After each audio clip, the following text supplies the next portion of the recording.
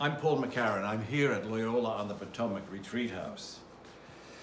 This year, August the 15th, the Feast of Mary's Assumption, is not a holy day of obligation. But any Feast of Mary is a good opportunity to celebrate what it means to be a willing and eager disciple.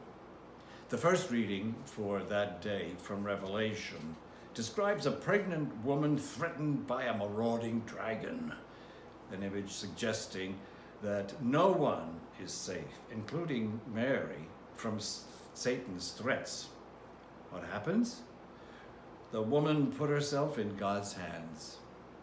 It says, she fled to a place prepared for her in the wilderness to protect her for many years.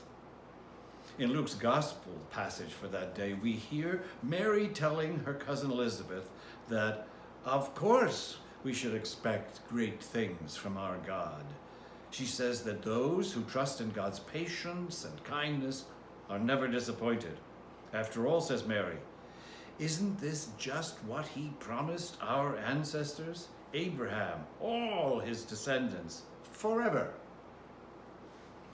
The second reading for that day is from Paul's first letter to the Corinthians, and he says, God's kingdom will come to fulfillment when we follow Jesus' example in letting God overcome death and give us eternal life.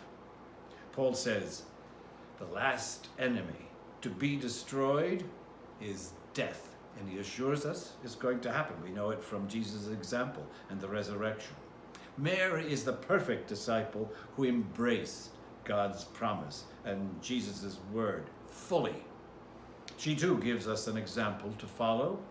Put yourself trustingly in the hands of God. Accept the promise expressed in the psalm for that day. Borne up with joy and gladness, they enter the palace of the King. It's a sure thing.